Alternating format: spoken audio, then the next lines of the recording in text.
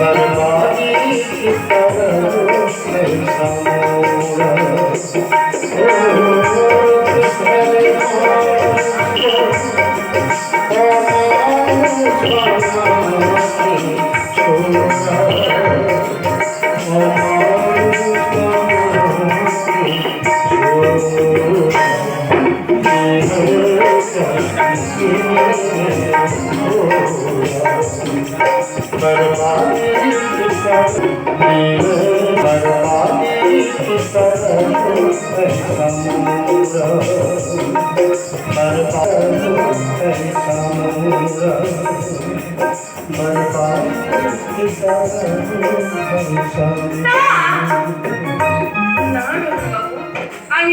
কিছুতেই মদ খেতে দেবো না।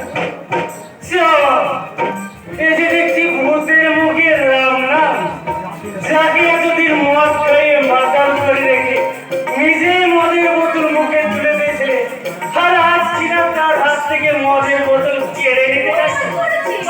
বাবা কি আজব চরিত্র তোমার!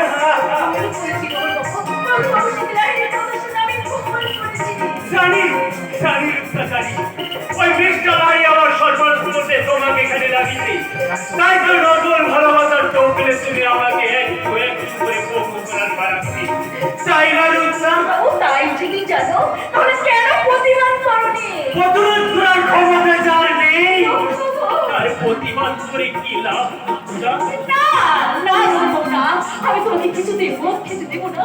আমি জানি তোমার প্রতি যে অন্যায় করেছি, আমি কথা দিচ্ছি সব ক্ষতিপূরণ আমি করে দেবো। আমার একটা নতুন নাটক শুরু হলো। জীবনটাই তো একটা নাটক বাবু। কখন যে কার সঙ্গে কিভাবে নাটক করতে হয় একমাত্র ঈশ্বরের সব ঠিক করে রাখে। তাই বলছি এতদিন তোমার সঙ্গে যে নাটকটা আমি করেছি সেই নাটকটা কোনো ওই কৌশিক রাহের সঙ্গে। নিজের দাদার সাথে প্রতারণার নাটক! আমার দাদা নয়, ওর সঙ্গে আমার কোনো সম্পর্ক নেই। আসলে ও একটা এতে কোথায় যাচ্ছিস সত্যি? তোর আসল পরিচয়টা যদি ফাঁস হয়ে যায় তাতে যে বিপরীত হয়ে যাবে। কি হলো রাজা? মুখ খুলতে যে হঠাৎ চেপে গেলে কেন? আসলে চেপে যাবো কেন?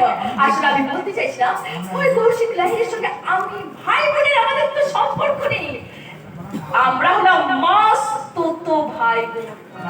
তাই আমাদের চিন্তা ভাবনাটাও তো আলাদা। কিন্তু উদ্দেশ্যটা এক, তাই না রুদ্রা? না না, মানে ওই যে একটা কথা আছে না, বকালকি ধোঁকা খায় আর চালাকি খায় পাল্টি। তুমি 1000 বার পাল্টি যেতে পারো রুদ্রা, তাতে আমার কোনো আপত্তি নেই, কিন্তু আমাকে ধোঁকা খাওয়াতে এসো না, কারণ আমি বোকা নই। কথাটা মনে রেখো। সত্যি তুমি বোকা নও। আমি বোকা? তাই তো নিজের ভাগ্যের কাছে আজ আমি নিজেই ধোঁকা খেয়ে গেলাম। নিজের ভাগ্যের পাক্কা খেলোয়াড়ের মতো খেলা একেবারে জমিয়ে দিয়েছো। আমার স্যার বলে ডাকছো কেন? এবার থেকে তুমি আমার নাম ধরে ডাকবে। নাম ধরে ডাকবো? আরে দুজনের হৃদয় যখন দুজনের নামটা লেখা হয়েই গেছে, তোমার নাম ধরে ডাকতে আপত্তি কোথায়? ভাই দাদা, তোমার কাজ কত দূরে গেছে রূপসা? আই মিন রোহনকে তুমি কতটা কবজা করতে পেরেছো? অনেকখানি কবজা করে ফেলেছি। ওকে আমি হাতের পুতুল বানিয়ে ফেলেছি। ওকে আমি যা বলছি ও ঠিক তাই করছে। এবার তাহলে মেডিসিনের লাস্ট ডোজটা প্রয়োগ করে একেবারে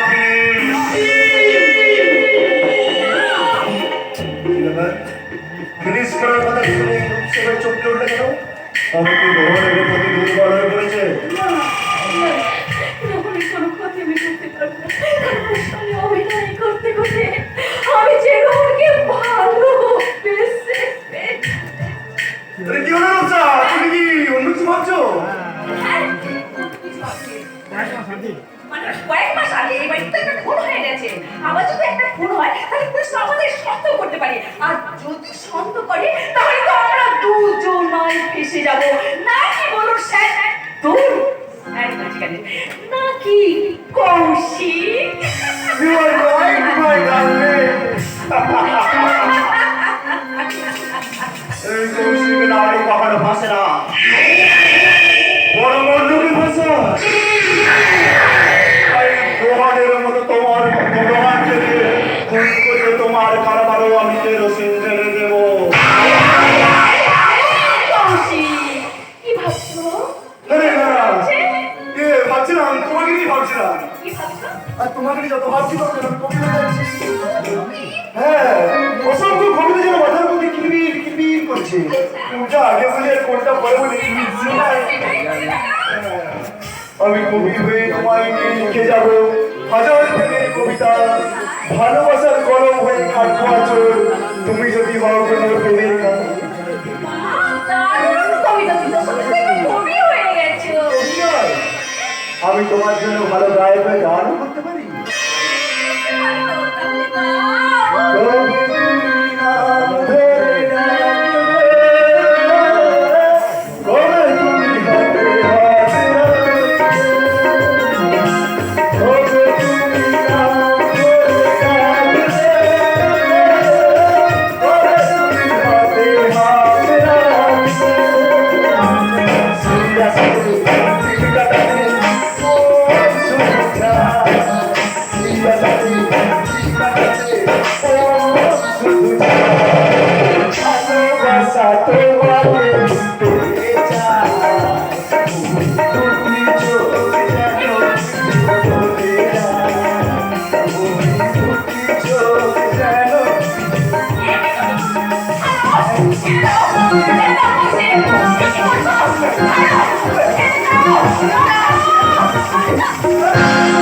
আমি কি দেখলাম?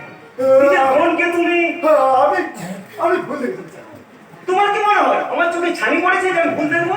না মানে ভুল দেখেনি, মানে আপনার ভাবনাটা ভুল। ভাবনাটা ভুল মানে? হ্যাঁ স্যার, আমরা তো যাত্রা রিহার্সেল করছিলাম। যাত্রা রিহার্সাল? হ্যাঁ স্যার, যাত্রায় লোক শিক্ষা হয়, তাই বছরে একবার যাত্রাটা আমি করেই থাকি।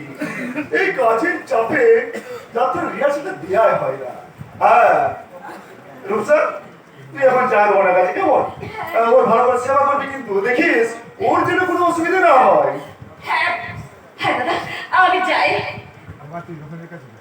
যাচ্ছি না, তবে যাওয়ার আগে তোমাকে একটা কথা বলে যাচ্ছি, তুমি কান খুলে শুনতে বসো।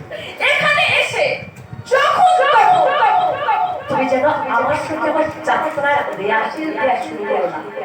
এসব দেখে আঙ্কেল কি ভাবছি তো? ছি ছি ছি ছি ছি ছি ছি ছি। উল্টো আমার ভালো লাগছে। তা আমার অভিনয় কেমন দেখলেন স্যার? মানে ভিলেন সাজতে পারবো তো? অলরেডি ভিলেন সেজে বসে আছো ম্যানেজার। কি ব্যাপার? অনেক গম্ভীর হয়ে গেল কেন? স্যার, আমি আপাতত ওনার কারবারি কেরোসিন দেওয়ার কাজটা শুরু করবো। হ্যাঁ, এক্সকিউজ মি স্যার, অনেকদিন ধরে এটা কথা বলবো ভাবছিলাম, কিন্তু বলে উঠতে পারছিলাম না স্যার। আরে তুমি আমার কোম্পানির ম্যানেজার, কাজে যে কোনো সময় যে কোনো কথা তুমি আমায় বলতে পারো। মানে আপনি দত্তর কোম্পানির সমস্ত একমাত্র মালিক হলো, কাগজ কিন্তু অন্য কথা বলতেছে। আই মিন এই কোম্পানির অর্ধেক অংশ আপনার ভাই বোন রাহুলের নামে রয়ে গেছে। তাই রাহুল যদি কখনো বেঁচে ফিরে আসে তাহলে আপনি কিন্তু বদলে পড়ে যাবেন স্যার। আরে রাহুল এসে কি দাবি করবে? আরে সে বেঁচে আছে কিনা তারই তো কোনো ঠিক নেই। সাবধানের মান নেই স্যার। ধরুন রাহুল যদি কোনো কারণে বেঁচে ফিরে আসে তখন আপনি কি করবেন? তাই বলছিলাম ওই রাহুলের নামের অংশটা আমি আপনি দুজনে 50-50 করে নিই। অসম্ভব! রাহুল আমার ভাইপো, তাই তার অবর্তমানে তার সম্পত্তি সব অধিকারের মাত্র আমার। এই দেখুন স্যার, আপনাকে আমি পুরোটা পাইয়ে দেওয়ার জন্য এত কিছু করলাম আর আপনি সেটা ভুলে গেলেন স্যার। বুঝেছি ম্যানেজার, সেদিন সে নির্মম ঘটনাটা আমি কিন্তু মাত্র ভুলিনি। সেদিন নিজে বাঁচার জন্য তোমাকে সাপোর্ট করলাম, সেই অপরাধ বোধ আজ আমায় করে করে খাচ্ছিস। হ্যাঁ জানো ম্যানেজার, আমার দাদা না খুব ভালোবাসতো। এই সম্পত্তি তার কারখানার হাতে একটা অংশ আমার নামে রেখে দিয়েছিল। এমনকি ওই রাহুল বৌদি এরা আমাকে অনেক বিশ্বাস করতো, কিন্তু আমি এমন একটা শয়তান তাদের সাথে বিশ্বাসঘাতকতা করে তাদের সংসারটাকে একদম শেষ করে দিল। হ্যাঁ, তার শাস্তি আমি পাচ্ছি। একমাত্র আমার ছেলেটা চোখের সামনে দিনের পর দিন একটু একটু করে শেষ হয়ে যাচ্ছে। তুমি যদি সেদিন ওই বৌদিকে ফোনটা না করতে। এক্সকিউজ মি স্যার, এটা আমি কি বলছেন? আমি কখন আমরা বৌদিকে ফোন করলাম? আর তার বোমারই বা কি আছে? বলো কি ম্যানেজার, তুমি খুন করোনি? মোটেই না। আরে আপনাদের ফ্যামিলির সাথে আমার কোনো শত্রুতা আছে নাকি যে আমি খামোখা খুন করতে যাবো? তবে যে খুনটা করে তার প্রমাণ কিন্তু আমার এই মোবাইলে আছে। কে খুন করেছে? তাহলে সব শয়তান, তুমি বৌদির গোলা থেকে ধরতে বলে কোম্পানির ছবি তুলেছ। মুছো বলছো এই ছবি। এমন ইম্পর্টেন্ট ছবি ডিলিট করার মতো ইডিয়েট আমি নই স্যার। আর তাছাড়া এই ছবিটাই হলো সব থেকে বড় প্রমাণ যে আপনি আপনার বৌদিকে খুন করেছেন। শয়তান কৌশিক লাহিড়ী, তোকে আমি ছাড়বো না রাস্কেল। তুই ভেবেছিস নিজের খুনের দায় আমার কোন চাবি দিয়ে রিহাই পেয়ে যাবি? না রে বেমান না। খুনের দায় যদি জেলে আমাকে যেতে হয় তো তোকে সঙ্গে করে নিয়ে দু লোকের তিহারে যাবো। আর খুনের দায় আপনি জেলে যাবেন ছোট বাবু। কার খুন মানে? এবার তাকে খুন করলাম যে জেলে যাবো? এই তো একটু আগে বলছিলেন ম্যানেজার বাবু নাকি নিচের খুনের দায় আপনার উপর। আরে কি বলতে কি শুনে উল্টোপাল্টা বলতে শুরু করেছিস? আমি উল্টো পাল্টা বলছি নি, বলে আপনি ধরা পড়ে গিয়ে উল্টা পাল্টা বলে আসল কথা নিয়ে চাপা দিতে চাইছে। আমি পরিষ্কার শুনেছি আপনি কোন একটা খুনের কথা বলছিলেন। দেখে যা না আগে বলুন না, আমি বলুন আপনি কার খুনের কথা বলছিলেন? ম্যানেজার বাবু কোন খুনের দায় আপনার উপর চাপাতে চাইছেন? আপনি না বলুন। আর আপনি না বললে আমি চট্টগ্রাম বাবুকে সব বলবো। এই হারামজাদা, এই সব ব্যাপারে যদি কারো ভিতরে মুখ খুলেছিস না তোর এই ঘোড়াটা চিরদিনের মতো আমি বন্ধ করে দেবো। বল না, আমি কিচ্ছু নেই, কিচ্ছু নেই। না, আমি কিচ্ছু দেখিনি। এই মুখটা বন্ধ করে থাকবি, আরে মুখটা আমি চিরকালের মতো বন্ধ করে দেবো।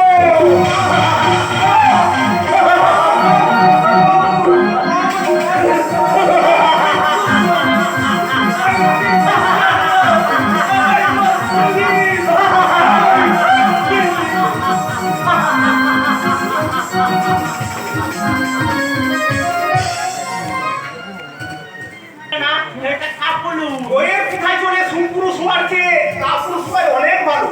তাই এ সময় কি মনে করে? এ দরকার, আমি আমার দিদির বাড়ি আসবো, তাতে তোমায় কি আছে? তুমি কি চাও না আমি এ বাড়িতে আছি? বেশ, আমি দিদিকে গিয়ে বলছি, দিদিলে আমি তোর বাড়িতে আর আসবো না, জামাই বলে বকেছে। কি মুশকিল, আমি আবার কখন বললাম? এসব কথা তোমার দিদি শুনলে আবার অশান্তি করবে। দিদি অশান্তি করবে? দিদিলে জামাই বাবু তোর নামে কি ডাকতে তাই বদনাম করছে। প্লিজ চুপ করো। তোমার এই বাড়িতে যাওয়া আসা নিয়ে আমার কোনো আপত্তি নেই। আমি শুধু জানতে চাইছিলাম তুমি এ সময় কেন এখানে এসেছো? কোন কি বিশেষ দরকার আছে? আতে তো দরকার না থাকলে কি এমনি এখানে আছি? কি দরকার? পালাই আমি মুখ দেখাতে পারি না, রাস্তায় বেরোলে আমার বন্ধু বান্ধবেরা তিনটানে মানে। ওমা কেন? সবাই বলে তো জামাইবু এত মোটা মাইনে দাগলি করে, আর তুই কি নাই ছত্তা জামা প্যান্ট করতি, করতে পারি না। দামি গাড়ি জামা প্যান্ট? হ্যাঁ, আমি ওদেরকে বেশ বলে দিয়েছি। কি বলেছো? বলেছি আমার জামাইবাবু কি দাতা লোক নাকি, এত বড় পিতা। আমি বললে তোমাকে 5,000 টাকা জামা প্যান্ট কিনে দিতে পারে। 5,000 টাকা দামে জামা প্যান্ট? হ্যাঁ, আর সেই টাকাটাই তো নিতে আমি এখানে এসেছি। না, আমি তোমায় কোনো টাকা দেবো না। তুমি আমাকে টাকা দেবে না? না। তাহলে আমি আমার দিদির কাছেই যাই। দিদিলে জামাইবাবু তোর নামে কি ডাক্তার বদনাম করছে। আমার কাছে 5,000 টাকা নেই।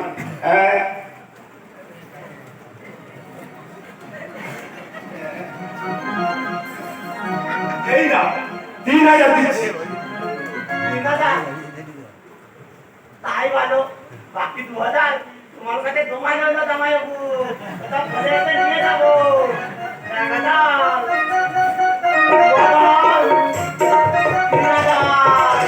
এই শনিগুলো যে কবে ঘাট থেকে নামবে কে জানে? এদের জন্য দেখছি আমাকে পথে নামতে হচ্ছে।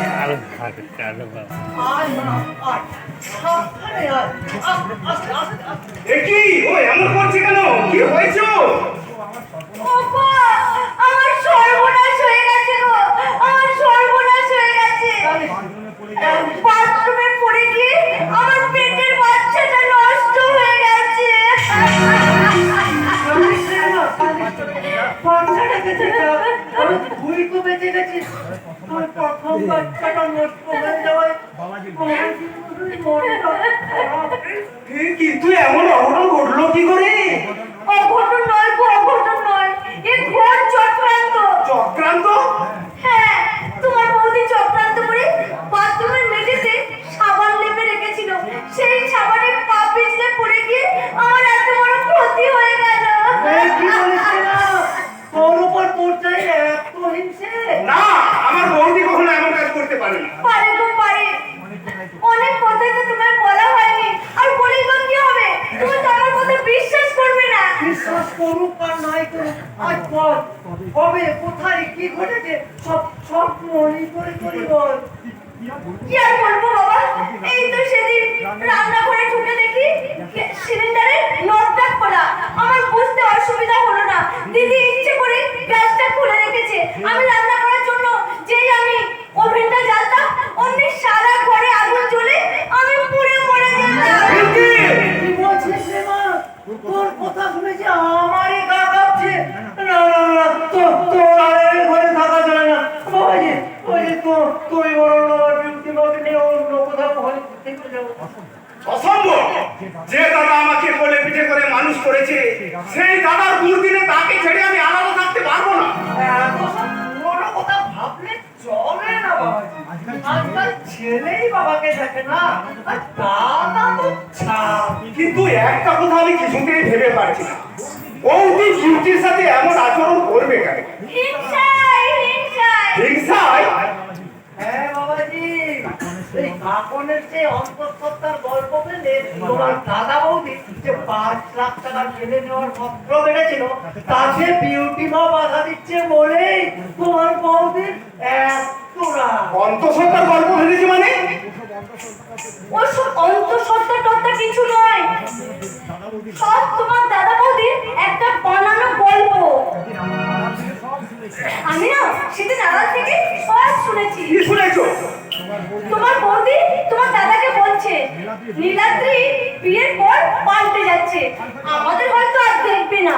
তাই কাকুনের কলঙ্ক ঢাকার বাহানায় যদি 5 লক্ষ টাকা হাতানো যায়, তাহলে আমাদের বাকি জীবনটা ভালোভাবে কেটে যাবে। বৌদি বলছে এই কথা? আমি পাল্টে যাচ্ছি আর দাদা আমার বৌদিকে সাপোর্ট করছে? বুঝলেই তো বাবাজি, তোমার দাদাকে আরো বড় একটা কালপিট। কালপিট মানে?